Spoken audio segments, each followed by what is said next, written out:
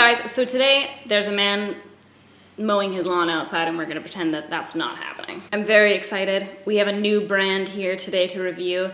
It's called Sorry, I just threw up in my mouth a little bit. It's called Flesh. It is the new prestige brand by Revlon. So this is a little bit more of a higher price point. It's a little bit nicer packaging. We'll get into that. And the product is hopefully going to be even better than Revlon. Let's do this. I bought all this stuff myself from Ulta. I had to have it shipped to Christy, so thank you, Christy, because some of the stuff wouldn't ship to Canada. I'm not sure why. My order came to about $372 US, which came to about $488 Canadian. After the exchange, we will go through and break down the price of everything, and that's pretty much it. So to start this off, I'm going to apply some foundation. This is their just wait for this name. Firm Flesh Thick Stick Foundation. I, for one, don't know what they could be alluding to. If you're drawing any comparisons, can't relate personally, but whatever. Enjoy hell, you goddamn sinner. The first thing that I noticed about this foundation when I pulled it out of the box was the very petite size of it. All of the biggest disappointments in my life came in packages about this size. There is 4.6 grams in here, or 0.16 ounces. In comparison to the Tom Ford foundation stick, for instance, this is 15 grams of product and 0.5 ounces. So this is more than 3 times the product. The price of this for me was $18 US or $23 Canadian. That is what the packaging looks like. It's very cheap and plasticky, which kind of sucks considering that it is relatively expensive for quite a small amount of product. I would have liked to see, being that this is a prestige brand, a little bit more thought put into the packaging, even if it was still plastic, to have it be maybe something a little bit more unique. Hopefully that means that all the money going into this product was invested into the actual formula itself, and that we're gonna really, really love this foundation. I did get 3 different shades just because I was ordering online, which frightens me. I don't know how you Americans do it. I got the color Creme Fraiche, Sugar, and Custard. So I'm just gonna swatch all 3 of those so that you guys can see them, and also so that I can shade match myself. So that one's spot on. First try. So that one's definitely a little bit light, obviously. It does look really nice and neutral. Like, it doesn't look like it's really pulling super pink or super yellow on me. This next one is Sugar. That one's pretty light as well. It looks to be maybe a little bit more pink than the last one. And then I have Custard.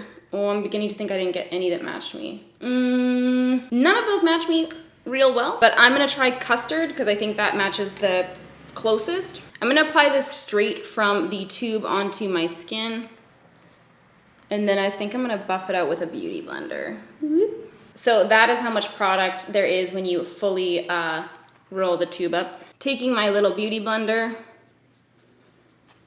it is a little bit of a kind of thicker formula. It's a thick stick after all, and I'm having to do kind of more of a swiping motion rather than a dab with my beauty blender. Actually, that color's not too bad when it's blended out. Maybe a little light and a little yellow, but it's not as bad as I thought it would be. Pretty pleasantly surprised with the finish on this so far. It does look really, wow.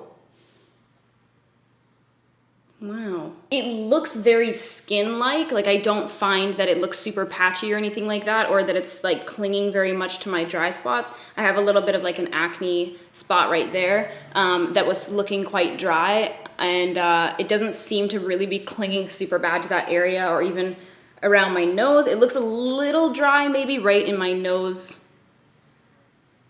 crease. Gross. But overall, I actually think it looks really nice. The coverage, I would say, is probably medium. I imagine that this builds up pretty well. I will have to continue to try it out. Obviously, this isn't going to be a super extensive review on the foundation, especially because obviously we want to know things like wear time and stuff. I will remember to leave it in the comments. I'll try to remember to leave it in the comments. But if not, I'm sure you guys will see me using this product again anyways, and I'll let you guys know in a future video what my overall thoughts are. But first things first, I definitely feel like the finish of this is beautiful. Like, it looks very, very skin-like. Even holding a mirror really close up to my skin, I feel like it looks, let me just zoom you in, how about that? So you guys can see a little bit closer up, I have this little acne spot here. There's maybe a little bit of clinging right around the very edges, but not anything crazy. But other than that, I feel like the finish looks really pretty. Like, it just looks really natural and skin-like. It's not super matte, it's not really dewy. So I think we can move on to our eyes. I did pick up their eyeshadow palette. This is called, what's the name of this? Delightful product. Oh, Flesh Color Eyeshadow Palette. So it comes in a little book like this, and then you have a nice big mirror, and then this horrific eyeshadow brush, which I'm gonna throw out. So it looks like there's 3 matte shades along the bottom, and then we have our shimmers all up top. I know you guys aren't gonna let me get away without using that purple color. The life I lead. Here we are in the Thunderdome. Probably we're not gonna make that a thing on my channel. Okay, so I'm gonna start with this color here. It's the nice matte brown shade, and I'm gonna use that as my transition color. I'm taking that on a Smith 230 brush right into my crease. I already have my eyeshadow primer down, by the way, I forgot to mention. I wonder what kind of nightmarish hellfire the board meeting was in which they decided to name their foundation a Firm Flesh Thick Stick. I don't know if I want to meet the people behind this or not. I'm just taking a big clean blending brush. This is a Smith 232, and I'm just buffing that color out. I do feel like that's blending out maybe a little patchy. I wish that there was a slightly lighter color in the palette to act as like more of a transition shade. Then I think I'm gonna grab that darker matte brown shade. That one's blending out nicer. They have nice pigmentation. I do feel like this brand tests my consumerism a little bit, because like this palette, for instance, is $38 US, which comes to probably 45 or so Canadian. Which it's definitely a little bit more expensive. And for me, I feel like if I see that price point and it's associated with really, really nice, kind of like sleek, high-end looking packaging that isn't just like cardboard or plastic or whatever, I feel like justified in spending that price. Like Hourglass, for example, or YSL. Like, you would never look at that packaging and be like, why is it so expensive? Like, it looks expensive, it feels expensive. It's kind of the whole part of that, you know, experience. And I feel like this is almost a brand that's like somewhere in between. I don't think the product is bad by any means, but it just makes me question, like, where is this price point coming into play when you have like cheap packaging like this that's just like stock packaging, right? Who knows? Maybe it's in the quality of the products. I am gonna do just a little bit of like kind of a daytime halo eye. I'm gonna take that lighter brown we started with, and I'm going to bring it onto the inner corner. Just really gently buffing that onto my lid and then into the crease.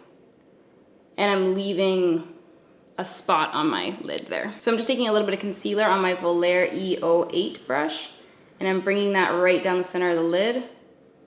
So kind of cutting at the top with the edge of my brush. And then once I have less product on my brush, I can kind of just tap towards the inner and outer corners. Then I think I'm gonna pick up this shade here. Just taking that right over top of my concealer. I feel like that metallic has nice texture. I don't feel any need to wet my brush or anything like that. I'm gonna kind of tap back and forth between these two colors, and then I'm gonna tap almost between, not really almost, kind of entirely, between that highlight center shade and our outer corner. Majestic. And then I'm gonna take just that center shade. I'm not gonna tap into the darker color.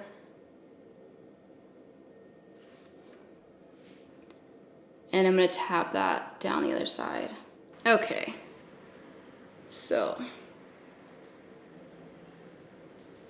That color is definitely more gently pigmented than the rest. I think I'm going to kill whoever made it. I'm gonna take Urban Decay's Asphyxia Pencil, and I'm gonna put that down first to act as a base so that we can get a little bit of color out of this. Then I'm gonna go over top with that. There we go.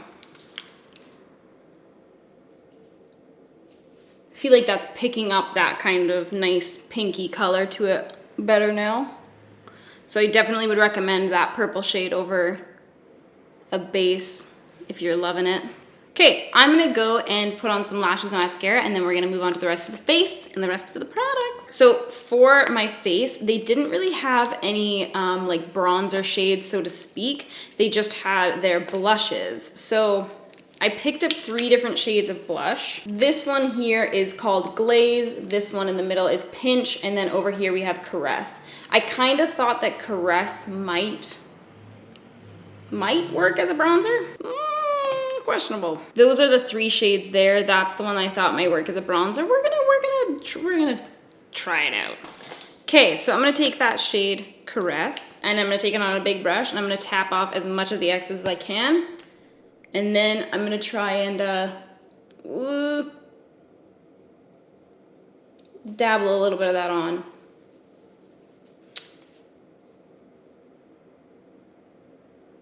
Looks like we're taking it back to the 80s. Is it the best bronzer shade? Absolutely not. No, it really not. It's not a good shade. Is it what we're going to use today out of the fact that we have nothing else?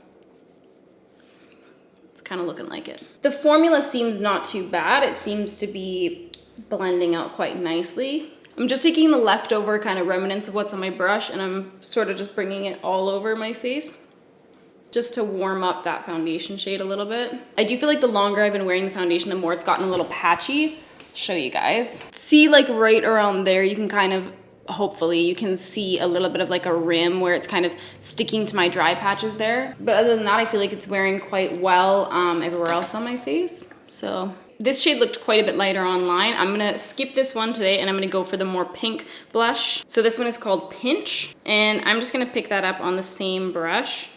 Again, tapping off the excess.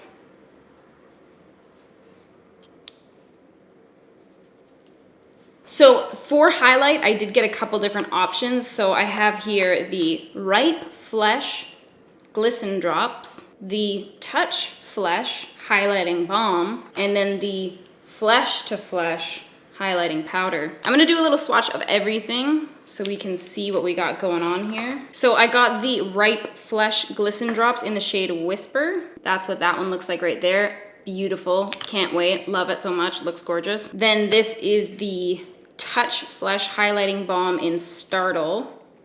Ooh, that's very white, very, very white. And then I got the highlighting powders in the shade Boost. They feel lovely. Oh, so soft on the skin. So that's Boost there on the very outer corner. And then this is the shade Jump. And then that is Jump on the outside there, which you can barely see. I'm gonna put on all of them. I think I'm gonna take the shade Jump first, and I'm just going to put that on my inner corner. Beautiful, actually. And I'm gonna go under the brow bone too, just so we can get a little bit more of a look at it.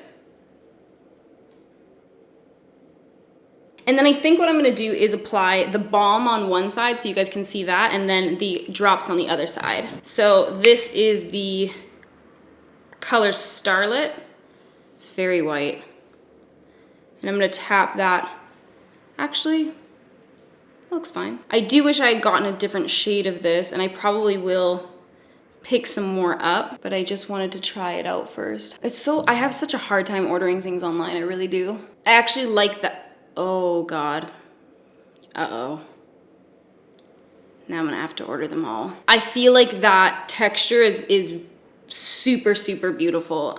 It looks so nice and like dewy and glossy. That shade is a little ashy on my skin. It doesn't look so bad on the camera, but it definitely is a little bit more kind of like silvery ashy in person on my skin tone. I knew I should have gotten more of those. Okay, and then for the Ripe Flesh Glisten Drops, it has like a little dropper thing. I'm gonna dot a couple little dots on, and then I'm gonna take the small end of my beauty blender and pop that on.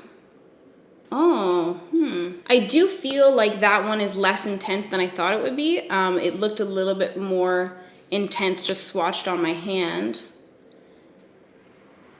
And I almost wish that it had like a little bit more of a kind of dewy texture to it. It feels like this one stayed really nice and glossy and glowy on my skin, and I feel like this one almost went on more like a traditional powder highlight would, but it looks really, really, I don't know. It's weird. It's almost like, it definitely is still glowy and it definitely catches the light really nicely, but it's a more subtle look, I guess. So if you like something that's a little bit more glossy, kind of like dewy, and you're okay with your skin being a little bit more tacky, I'd probably say to go for the Balm. If you want something that's actually, ooh, it's growing on me. You know what's funny is that like it almost feels like it's doing nothing and everything.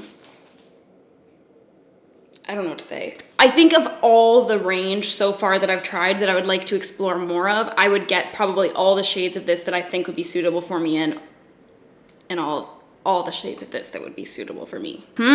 Very interesting. Okay, so I have for lips. Let me pick out the names of them because I can't let it go. So the Strong Flesh one I got in the color Soul. Ooh, I was hoping that would be more of like a orangey red, but it looks a little bit more of a traditional red. And then I got 2 of the Fleshy Lips ones. This one is in the color Chew. Truly, that's horrible. The name, not the color. And then this one is Hungry. Like this is like, it went from like sexual to like cannibalism. Like there's just a lot to unpack here, Revlon. I don't know. White people shit, quite frankly. And then this is the color Hungry. I'm gonna try the color Hungry.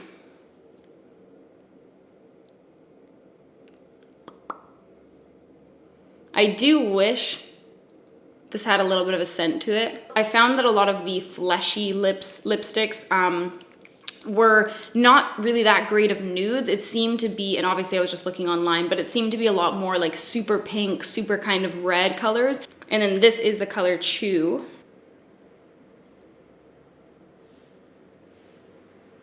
This one almost seems less glossy than the last one. Neither of them are my favorite colors. I don't think they're bad necessarily, but they're definitely not something that I would personally reach for. And then this is the Strong Flesh lipstick in Insole. Wow, that's very pigmented.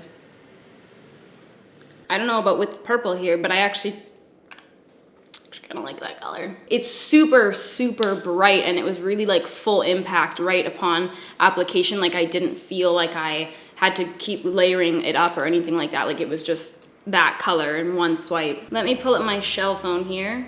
I'm gonna grab all the prices of everything, and then we will chit chat about my thoughts. Okay, so starting off with the foundation, I do like the initial appearance of the foundation. I feel like it's very, you know, skin-like. It doesn't feel like it added to my texture at all. I don't feel like it's too dewy or too matte. Like it's kind of right perfectly down the middle. It's more of a satin finish in my opinion. It does cling to a little bit of my dry patches, but it's not anything crazy. It's pretty normal for a foundation in my opinion. And I will definitely let you guys know my thoughts on the wear time and how it wore throughout the day today in the comment section or in another video. At $18 or $23 Canadian, it's a bit expensive, you know? Especially because this packaging is really, really cheap packaging in comparison even to some of the other things in the line.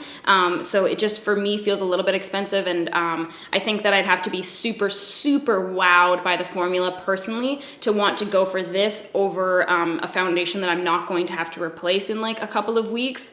And I would sooner get something with nicer packaging myself because I am a consumer type of bitch. So next we played around with the eyeshadow palette. This one was $38 American, which would come to probably about 45-ish Canadian. I do actually really like the formulas in here. The darker eyeshadow, I felt like I had an easier time blending out than this one in the center, and I do find myself wishing that there was one lighter shade for transition. It's a nice big pan size. The metallic formula I found really pretty. I didn't find myself needing to use like a wet brush or use with my finger or anything like that to get the pigmentation I was hoping for. It kind of just applied the way that I was hoping, right with my brush, plain and simple. I do feel like it's a really cohesive palette. It's a really usable palette. There are some shades that are a little bit more unique to what's trendy right now. Even that shade at the top is a little bit more cool toned than things that we're seeing. And this shade in the center here is a little bit more rosy. And then obviously we have this nice kind of pinky purple up there, which I still feel like is a wearable color. It's not like a really intense royal purple that might be a little bit less approachable for people. I'm not really sure what the thought process was with the stark white color. I felt like that was kind of a weird addition because it's just really, really silvery and ashy and icy. And to me, it kind of seemed a little bit bizarre mixed with this palette. I found myself wishing that that was a little bit more kind of like gold toned, just because with everything else going on here, like the mattes are quite dark mattes, which is going to be great so it can go across a range of skin tones, but I feel like darker skin tones probably wouldn't utilize that color much anyways, and most people that I know don't really reach for white, you know, even for like an inner corner highlight and stuff like that. We're usually grabbing something that's a little bit more neutral toned, so I do feel like the white is kind of a weird addition, but overall, I really do like the eyeshadow palette. I think the formula is nice. Then moving into the blushes, I wasn't really super wowed by anything I tried from the blushes. I didn't feel like it was bad, but there wasn't anything where I would write home about it and be like, you need this. The blushes are $26 US, which is probably about $32 Canadian. That's definitely creeping its way into high end.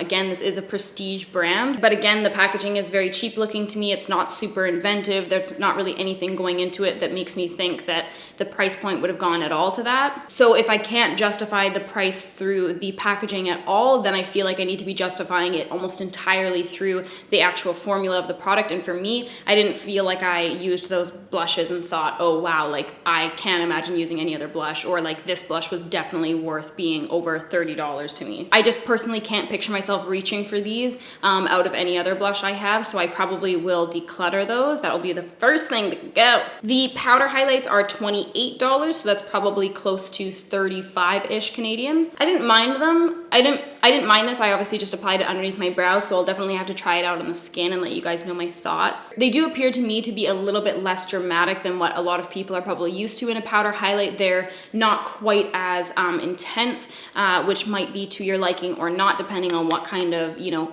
look you go for with your powder highlight. Then we have the Glistened Drops. These ones are $28, so again, probably about $34 Canadian. This is probably my favorite packaging out of the line because this is actually glass rather than being plastic. I feel like it just makes it feel a little bit more luxurious, a little bit more prestige. It adds a little bit of weight to the product. And I do actually like the appearance of this. I feel like it grows on me more and more. It's kind of a more natural glow. I thought it was gonna be a little bit more intense, and it might be if you got a different shade. Obviously, this one's a little bit deeper and it's more rosy, so it's kind of more similar to my skin tone, which actually I think looks really, really pretty. And I could see myself kind of opting for this when I still want really nice, glowy, fresh looking skin, but maybe on a day where I want something a little bit more long wearing or something that's not going to look super glossy towards the end of the day. And then for the highlighting balm, this is $18, so probably about $22 to $23 Canadian. I love this guy. I'm definitely going to pick up more shades of both of these highlights, as I said. This one's definitely a little bit more glossy, a little bit more tacky. It's probably gonna be better suited to those of you with dry skin,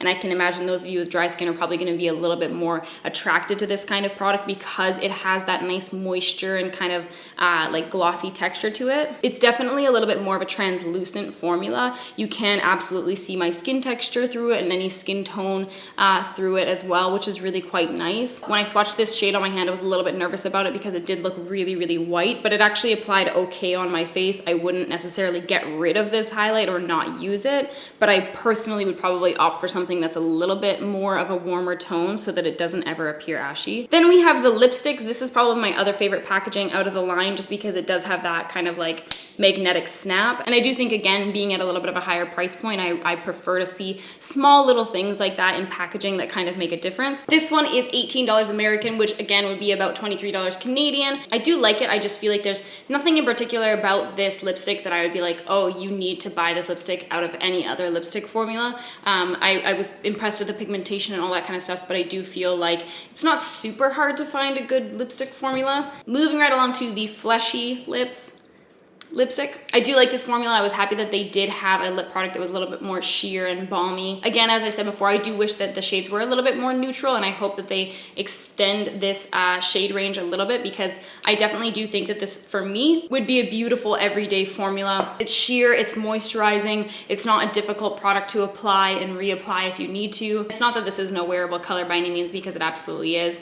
I just wish that, you know, especially being that the brand is based on like skin and all that kind of stuff, I wish it was, instead of being really pinky, I wish it was a little bit more neutral. I'm glad they came out with a good range of products, because I kind of got the chance to see kind of more what this brand was about, what they were kind of aiming for, and what the whole idea behind it all was. And I also got kind of an idea of like what the base level of quality is going to be, if you know what I mean. Like there's certain brands that we expect them to be really good, and we expect all of their launches to be really good, and then there's other brands that we kind of lower our expectations for. So I thought it was nice that they had a good range of products, so I could kind of try a little bit of everything and be like, okay, this is what I can expect from Flesh in the future. I do think it's kind of like perfect timing for them to be spider monkeying their way into the industry, because I think people are starting to gear a lot more towards skin and kind of like natural finishes and, you know, cream products and liquid products and all that good stuff. Definitely a round of applause to them for the shade range that they have. It's super extensive. I definitely recommend you check it out. And obviously they're going to be available in Ulta, which is nice, because you know, it'll be a super extensive shade range in a place like Ulta, where I'm not sure exactly what you guys stock, but it's always nice to have more options, and especially just different formulas, because obviously you want the option to be able to choose not only what matches you the best, but what you want your foundation to look like as well, and what kind of formula you want. So those are my first impressions and my thoughts on Flesh. Let me know if you guys picked up anything, or if you're going to. Everything I used today will be linked in the description box below. Thank you guys so much for hanging out and chatting. Let me know what you'd like to see next in the comments, and I will get back to you. All right, guys, peace out.